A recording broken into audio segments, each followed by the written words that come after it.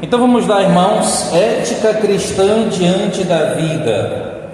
Agora falaremos sobre o suicídio. Vocês já ouviram falar de harakiri? Geralmente tem nos filmes de samurai, tem esse filme de luta chinês, da antiguidade. Ele vai explicar aí que o harakiri, irmãos, é um pouco desconhecido, mas a prática é familiar. Por quê? Porque é um tipo de suicídio comum no Japão. O costume milenar foi bastante utilizado entre os famosos samurais japoneses no período feudal, mas ainda hoje não está extinto. Em uma cerimônia denominada seppuku, que é parte integrante ali do harakiri, o que acontece? O suicida chega, pega e enfia uma faca, enfia uma espada na própria barriga, irmãos. Ele fazia aquilo, irmãos, justamente para fugir da vergonha pública, ou seja, quando ele tinha desonrado alguém, desonrado seu senhor, talvez não conseguiu cumprir com as suas obrigações, então em um ato ali que ele chamava de um ato de fugir da vergonha, fugir ali do falatório público, e até mesmo para honrar a pessoa para com quem ele falhou, ele fazia essa cerimônia e ele mesmo se matava, e aquilo ali era visto como uma forma honrosa de morrer, mesmo ele tendo falhado na sua tarefa. Mas se ele praticava o harakiri, então ele era tido como alguém que morreu com honra, tá bom? Diante desse exemplo, irmãos, algumas perguntas vêm na nossa mente. Será que o suicídio é uma saída moral adequada? Até que ponto o homem tem direito sobre a sua própria vida? O pensamento humanista de hoje, irmãos, o pensamento humanista atual, afirma que o homem, ele é dono de si mesmo, ele é autônomo, e por isso então ele tem o direito de decidir se ele continua vivendo ou não. Talvez você já tenha conhecimento, irmãos, de pessoas que se suicidaram, né? E é muito triste quando acontece, principalmente quando acontece entre alguém da igreja. O suicídio, será que ele é uma alternativa para um homem, para uma pessoa que está passando por uma situação difícil? Ou para uma pessoa que está com medo até mesmo do futuro? Como a Bíblia vê a questão do suicídio? Então, antes de nós colocarmos a nossa opinião, nós temos que primeiramente ver o que a Bíblia ensina. Certa vez eu vi um comercial, irmãos, um comercial que mostrava assim, um barco, ele tinha que passar por um canal estreito, e nesse canal tinha uma ponte. Agora olha só, para o barco passar, essa ponte tinha que levantar assim, tá? E tinha as engrenagens para que pudesse fazer ela levantar, né? Então a ponte era assim, quando o barco ia passar no meio, ela levantava assim, E tinha um operador. O operador, ele, quando via o barco, ele levantava logo a ponte. E o que aconteceu? Certa vez, esse operador, o filhinho dele pediu, o filhinho dele, acho que 3, 4 anos, pediu para ir com o pai, para o trabalho do pai. E o pai levou o filhinho dele. E o filhinho dele pediu: papai, eu posso brincar aqui? Que era lá perto das engrenagens, né, do maquinário. Ele disse: pode. E o filhinho foi, irmãos. E aí o que aconteceu? Quando o barco apareceu, o filho dele estava lá embaixo, nas engrenagens, né, não dava mais tempo de subir. E ele pensou: e agora? Se ele levantasse a ponte, as engrenagens iam fazer o seu filho ser esmagado. Mas se ele não levantasse a ponte, muitas pessoas naquele navio iam morrer. E agora?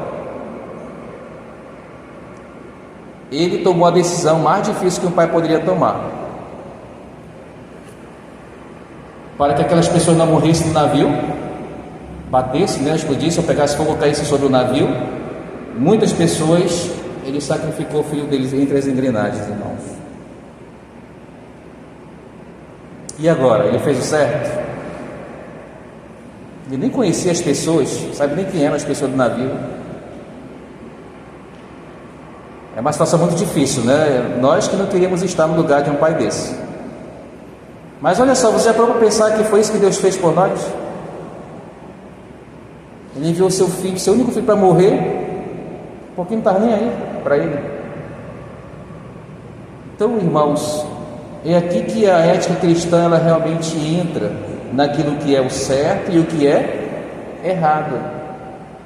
Aquele pai, na escolha que ele fez, ele jamais poderia o quê? Ficar com a consciência pesada. Ia doer, sim, ia doer, porque perdeu um filho pelas mãos dele, né? Mas dizer que ele foi o culpado, aí é outra situação, certo? Então observa, falei sobre Jesus Cristo agora há pouco, foi isso que Deus fez para conosco, tá bom, irmãos? Vamos lá observar algumas questões básicas aqui. Primeira coisa, definição. O suicídio deve ser entendido a autodestruição mediante a supressão intencional da própria vida, ou seja, a pessoa mesmo tira intencionalmente, sabendo o que está fazendo, a sua vida, tá, irmãos? Então o suicídio é uma atitude consciente. Vamos lá então. Entretanto, não devem ser consideradas suicídio apenas aquelas situações em que a pessoa em um ato tira a própria vida. Expor conscientemente a vida a condições em que ao final de um período ela seja destruída também é considerado um suicídio. Ele vai dar um exemplo aqui, ó. Por exemplo, alguém que resolve fazer uma greve de fome e prolongamento e pelo prolongamento da greve acaba morrendo, deve ser considerado como um suicida. Ele sabia o que estava fazendo, sabia que aquilo ali poderia trazer complicações e ele morreria por causa da decisão que ele tomou. Então, irmãos, alguém pode argumentar dizendo que a sua intenção não era o suicídio, mas era apenas protestar. Mesmo assim, essa pessoa tinha plena consciência que se deixasse de comer, então a morte seria apenas o quê? Uma questão de tempo. Ok? Então, de qualquer forma, seria considerado um suicida. Tá bom, irmãos? Não existia a possibilidade de morrer ou não. Ele sabe que se ele deixar de comer, ele ia morrer. Muito bem. Breve histórico do suicídio aí. Entre as comunidades orientais, o suicídio sempre foi uma prática comum. Além do Japão, como a gente já viu aqui na introdução, outro exemplo pode ser encontrado na Índia, em uma prática denominada sati, onde as viúvas, num ato de fidelidade, se sacrificam, irmãos, numa pira fúnebre, junto aos corpos dos seus maridos. Já pensou? De repente o teu marido morre, coloca ele lá numa fogueira, aí a mulher, por ser muito fiel, vai lá e se joga na fogueira também.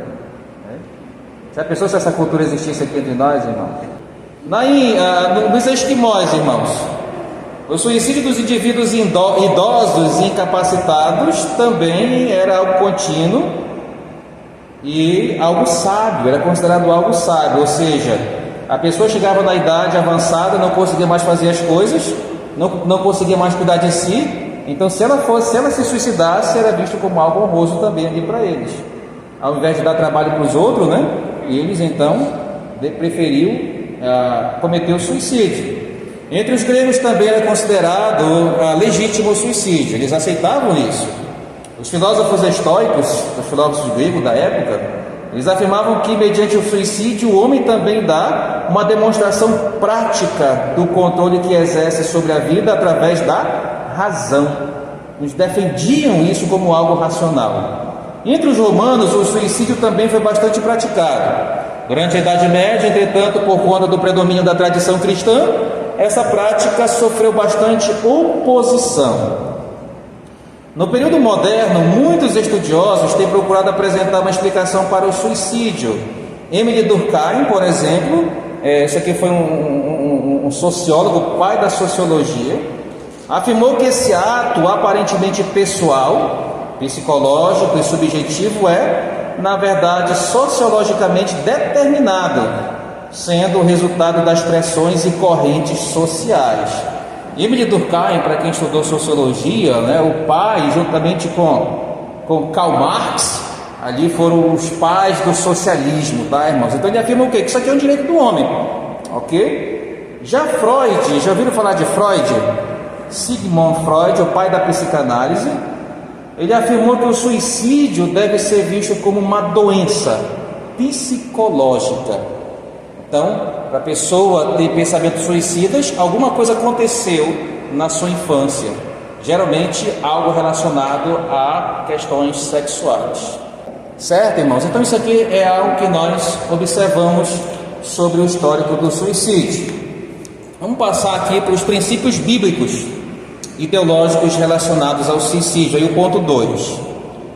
De acordo com o ponto de vista bíblico, com pouquíssimas exceções, o suicídio não é permitido. Agora olha só, ele fala aqui com pouquíssimas exceções. Então, tem situações em que o suicídio é permitido pela palavra de Deus? 2.1. O mandamento bíblico para não matar. Irmãos, o suicídio, ele também quebra o 6º mandamento aqui da lei de Moisés. Porque onde é dito não matarás, lá em Êxodo 20:13. Não podemos cometer o engano de pensar que esse mandamento proíbe apenas que eu tire a vida de outra pessoa. O suicida também, ele é um homicida. Por quê? Porque quem pratica o suicídio está matando uma vida, mesmo que seja a sua própria vida. Então isso aqui é pela lógica, certo? A lógica, o mandamento diz, não matarás. Se eu me mato, é lógico que eu estou quebrando o 6º mandamento, tá bom? Então já observamos que é um pecado o suicídio, é algo que contraria a vontade de Deus. 2.2. A vida humana é de propriedade divina. Já vimos isso em alguns estudos anteriores. 1 Samuel 2:6 diz assim: o Senhor é que tira a vida e a dá, faz descer a terra e faz tornar a subir dela. Então, irmãos, esse princípio também é aplicado aqui na questão do suicídio. Por que eu não posso me suicidar? Porque é o Senhor que tem o direito de fazer isso. O Senhor é que tem o direito de fazer alguém morrer. Por quê? Porque a vida humana pertence a quem? A Ele, foi Ele que deu. Ok? 2.3. Deus tem um tempo determinado para a morte. Eclesiastes 3, 1 e 2 diz que há um tempo tempo de nascer e tempo de morrer. Então veja, Deus tem ali os seus cuidados, a sua direção, o seu padrão para a morte, e eu não posso tentar ou querer intervir naquilo que Deus já determinou. Tá certo, irmãos? Então, na outra página, quem determina esse tempo é quem? O próprio Deus. Então, abreviar a vida por conta própria significa se rebelar contra essa determinação. Então eu estaria querendo tirar a soberania de Deus e colocar sobre mim essa penalidade, aliás, essa autoridade aí. Tá certo, irmãos? 2.4. O suicídio é quase sempre um ato de egoísmo. Por quê, irmãos? Observe o seguinte: o suicídio é um ato de egoísmo. Por exemplo, aquele que pratica o araquiri, que nem eu falei lá no início. Por que ele faz isso? Por que ele comete isso? Porque o seu ego não permite que ele sofra qualquer afronta. Então o que ele faz? Para morrer com honra, eu prefiro me matar. Para que eu não seja envergonhado perante as pessoas, eu prefiro me matar. Então isso já é um ato de egoísmo, tá certo? Já a moça que comete suicídio por perder o namorado, irmãos, isso aqui acontece bastante, olha. Não toma esta atitude porque ama o namorado, mas porque ela não admite a ideia de ter sido desprezada. Então é um ato de egoísmo também. E ainda deixa carta, né? É porque eu amo, é porque eu não sei viver sem. É justamente isso. Eu não sei. Eu, sempre a questão é o eu.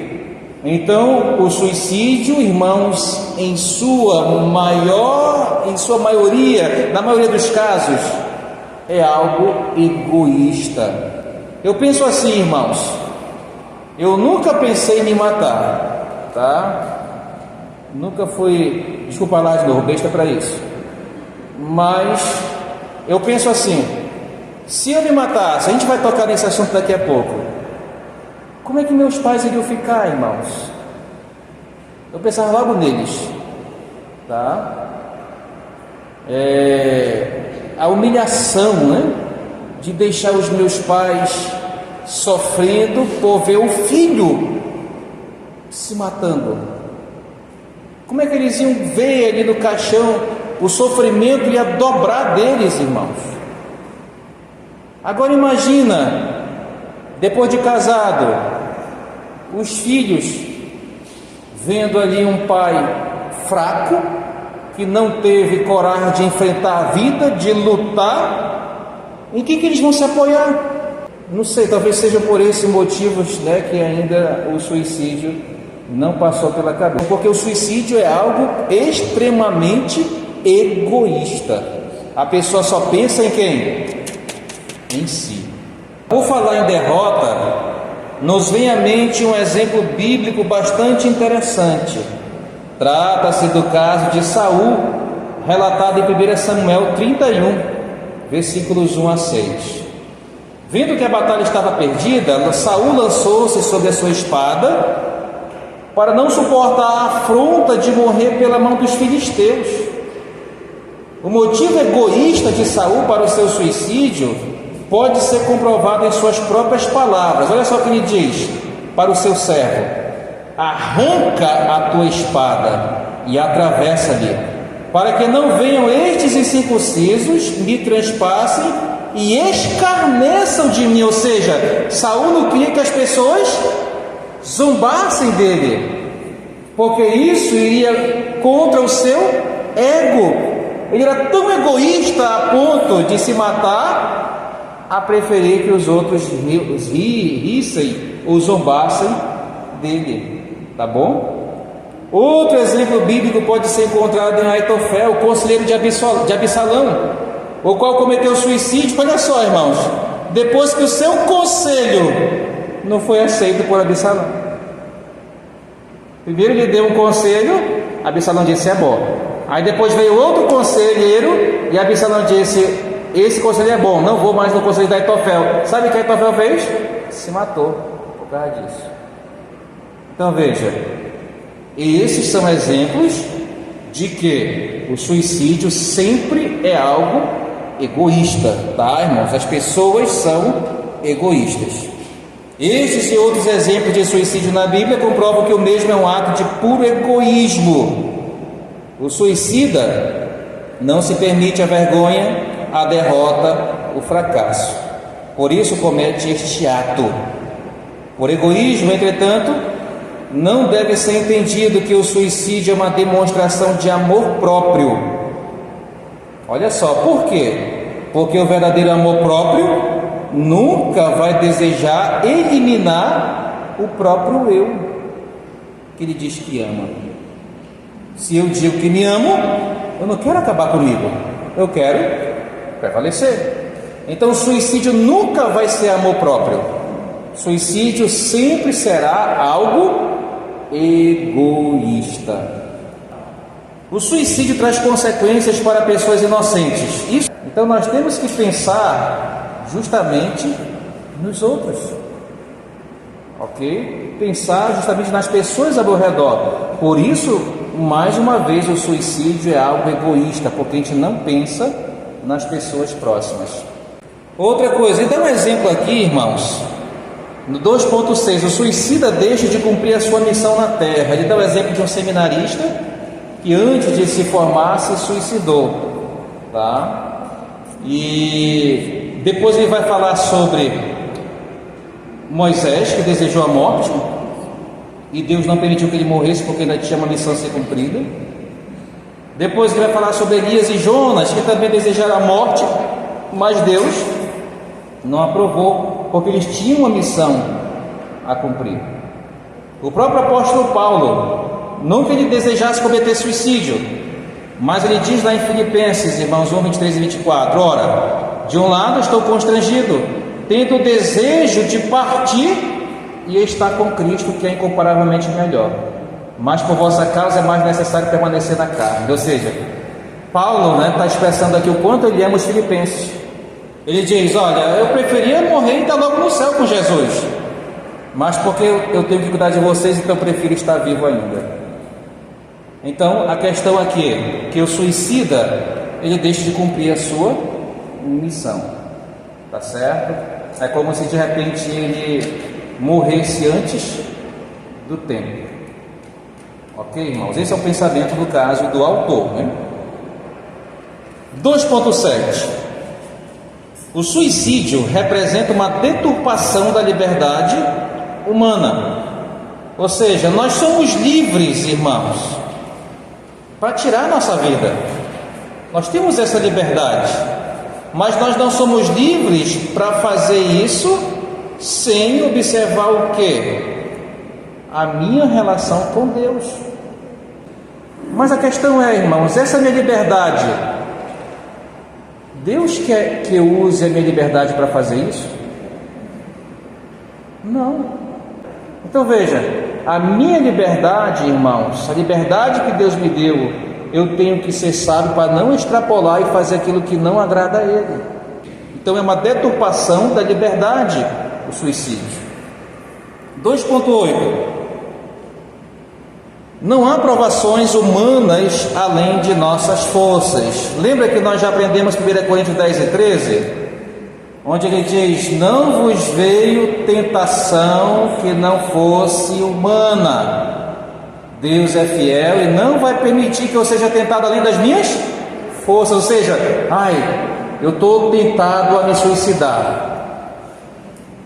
Pode ser uma tentação legítima. Isso pode ser uma tentação de algum crente.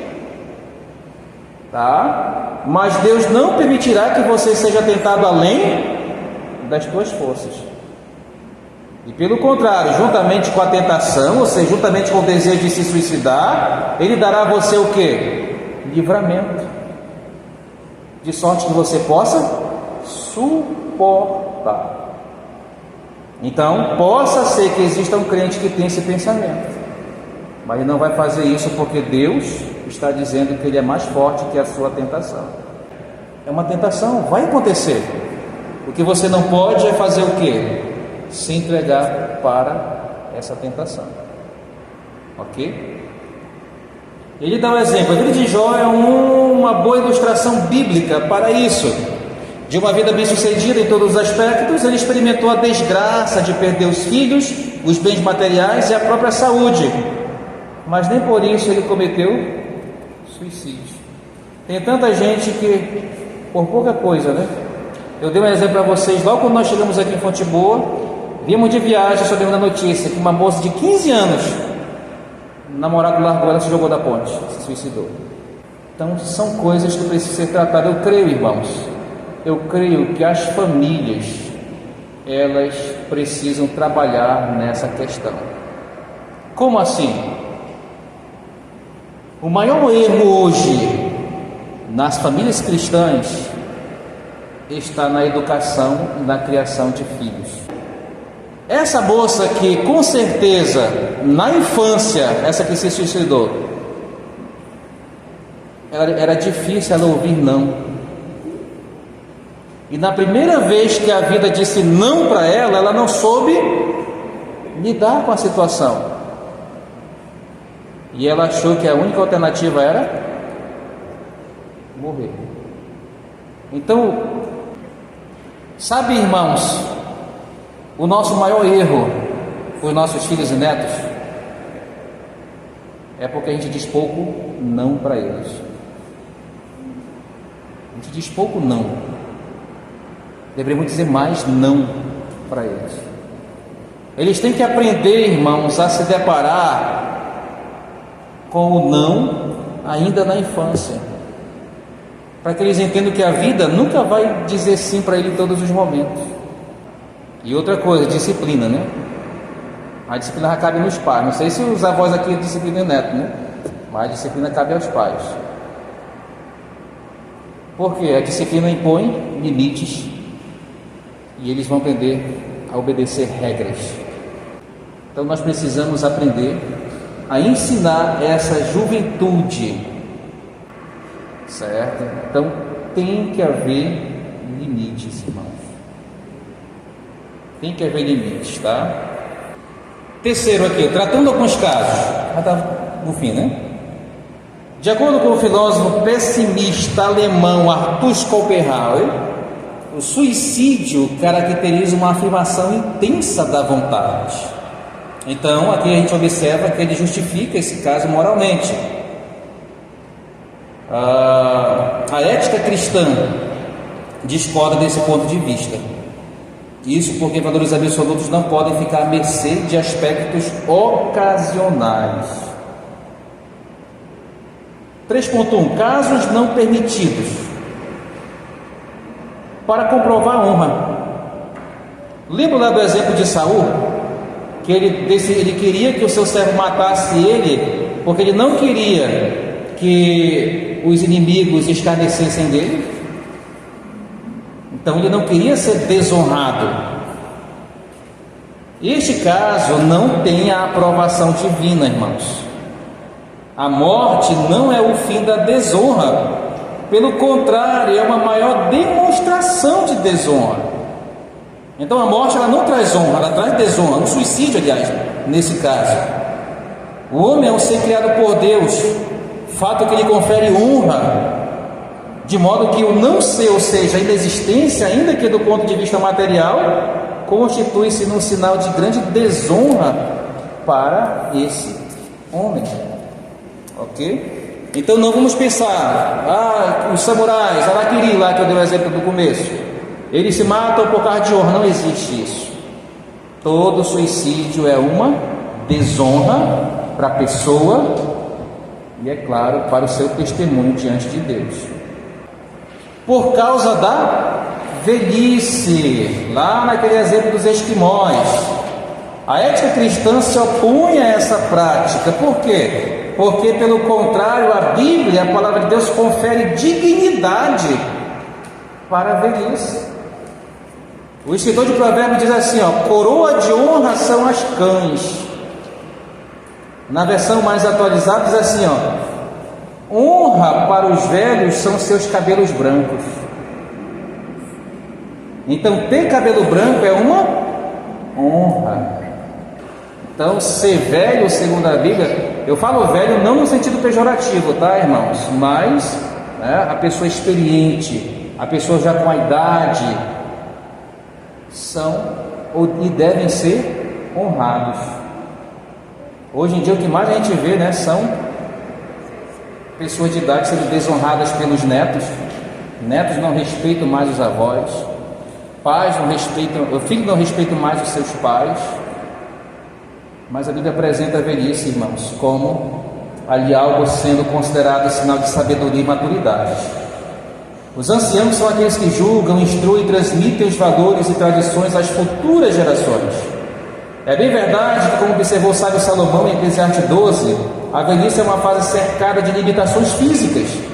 Contudo, essas limitações não significam inutilidade.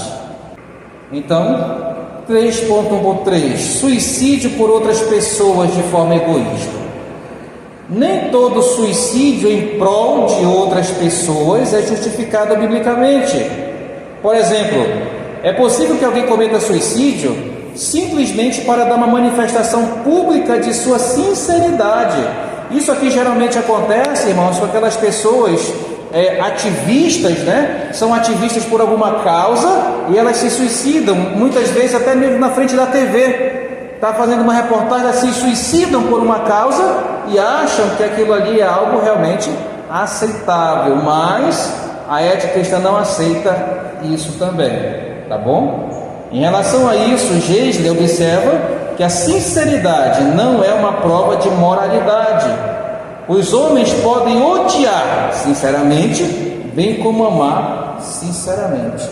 Então, sinceridade não quer dizer que seja algo positivo ou moral para alguém. Alguém pode odiar os outros sinceramente também. E olha só o que Paulo fala aqui em 1 Coríntios 13: ainda que eu entregue o meu próprio corpo para ser queimado, se não tiver amor, nada disso vai me aproveitar. Certo? Então não adianta te querer correr por uma causa olhando simplesmente por um motivo egoísta. Então tem que ter o amor acima de tudo. Por fim, devo enfatizar que os infortúnios da vida não justificam uma atitude suicida.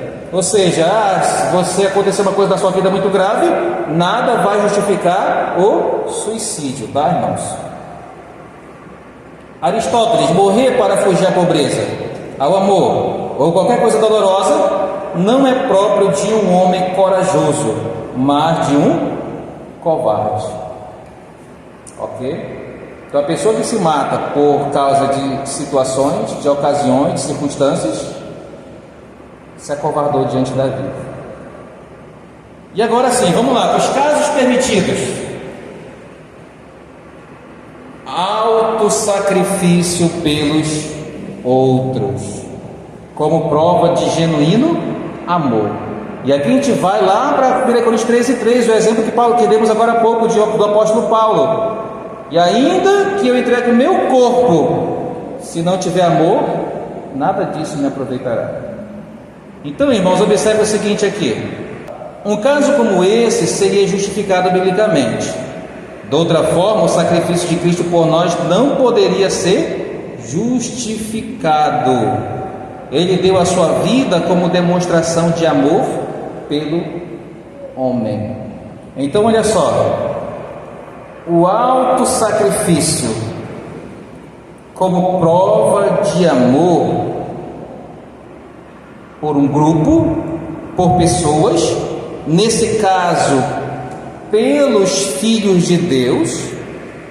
Ele se sacrificou pelos seus irmãos. De repente, né, uma casa que tem 10 filhos, chega alguém mau lá e diz: olha, vou matar todo mundo. Aí um dos filhos diz assim: me mate no lugar dos meus irmãos e deixe eles vivos. Esse seria um caso aceito pela ética. Não foi por motivo egoísta, foi por amor aos seus irmãos. Ele não queria morrer, tá? Ele não queria se matar, mas para não ver os seus irmãos ali mortos injustamente, ele então se entrega por amor a eles. Ok? Nesse caso, então, a ética não levaria isso como suicídio, mas um autossacrifício por amor, que foi o caso de Cristo. Não é considerado um suicídio, mas um autossacrifício. Se Jesus tivesse morrido, né, simplesmente porque ele queria se aparecer, isso não era a finalidade dele, seria pecado. Não foi pensando em si mesmo, não foi querendo verdadeiramente ali estar se levantando, né, como alguém, como um mártir ou coisa qualquer que morre por uma causa. Não, Jesus Cristo morreu pensando nos seus filhos, no caso em nós. Morreu pensando em quê? Na glória de Deus e não na sua própria glória. Morreu pensando verdadeiramente ali na igreja que seria levantada por aqueles que aceitassem a Ele. Então, por isso, o suicídio ou o auto-sacrifício de Cristo não pode ser considerado algo comum, algo corriqueiro, como as pessoas hoje em dia se suicidam. As pessoas hoje se suicidam por desprazer. As pessoas se suicidam hoje porque não conseguem superar uma dificuldade. As pessoas se suicidam, como nós vimos na primeira coisa, egoísmo. Jesus morreu e nenhuma dessas coisas pode ser aplicada a ele. Por que a gente leva em consideração o suicídio? Porque ele já sabia o que ia acontecer. Ele, como Deus, ele já sabia, e mesmo assim ele foi. Mas olhando para a teologia, foi colocado sobre Cristo a pena capital do pecado. O salário do pecado é a morte. Foi colocado sobre ele a pena capital, sim. Mas por que nós consideramos também como um auto-sacrifício? Porque ele sabia o que ia acontecer. Nunca foi omitido a ele essas coisas. Tanto é que na sua oração, sofrendo agonia, suando sangue, ele diz: Pai, se possível, passe de mim este cálice. Ou seja, ele sabia que ia doer, sabia que ia sofrer, e ele sabia que ia morrer. Ele anunciava isso para os seus apóstolos, para os seus seguidores. Ele ia morrer, mas depois de 3 dias ressuscitar.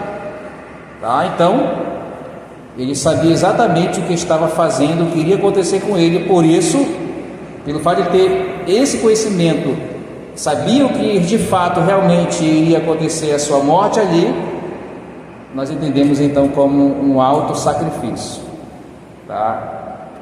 Por que eu não gosto de chamar suicídio? Porque quando a gente fala suicídio, engloba a questão do egoísmo, engloba a questão de pensar em si mesmo, de pecado. O auto-sacrifício não, ele sabia o que ia acontecer com ele, mesmo assim ele resolveu seguir em frente. Mas a pena capital foi aplicada sobre ele, sim. Então vamos lá. O auto-sacrifício pelos outros, como prova de genuíno amor, foi o que aconteceu com Cristo. Dificilmente, irmãos, pode acontecer alguma coisa parecida, mas já aconteceu situações, por exemplo, o cidadão estava com a sua família e chegou o assaltante e o pai se colocou na frente da arma e o cara disparou e o pai morreu.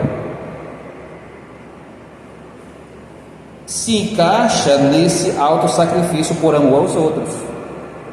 O cara, por amor à sua família, ele se entregou, se rendeu, Só que o ladrão matou ele. Ok? Então se encaixaria aqui, o cara morreu pecando. Ele sabia que morrer é uma possibilidade, mas ele morreu pecando? Não, ele morreu protegendo, amando os seus. Ok? Se encaixaria nessa situação. O exemplo dos 10 irmãos que eu dei. Um se ofereceu para morrer e deixar os outros vivos, também se encaixa aqui. O outro, irmãos, o sacrifício, o auto-sacrifício pela raça. Agora sim entra a questão do Sansão, o herói do cabelão. Olha só, um bom exemplo disso é o caso de Sansão, que se sacrificou por seu povo. Sua missão era libertar o povo de Israel das mãos dos filisteus. Ele não conseguiu isso em vida, porque ele foi carnal, mas ele conseguiu isso na sua morte. A indicação de Sansão na relação dos heróis da fé, em Hebreus 11, é um indício de que o seu auto-sacrifício foi legítimo, foi aprovado por Deus. Então Sansão se sacrificou pelo seu povo. Você lembra que o seu povo estava sendo ali humilhado, massacrado pelos filisteus. E Sansão então, naquele momento, ele decide se sacrificar, porque naquele exato momento o templo estava cheio de quem? De filisteus. E a Bíblia diz que ele matou mais na sua morte do que na sua vida. Então ele se sacrificou pelo seu povo. Concluo, portanto, esse estudo reafirmando que o homem não é proprietário de sua vida. Ela pertence a Deus e só pode ser sacrificada como uma demonstração genuína de amor, semelhante ao exemplo do próprio Cristo. Que Deus abençoe, irmãos, e que possamos ter aprendido, abrido mais os nossos olhos quanto a essas coisas, esses assuntos que são importantes para a igreja. Amém?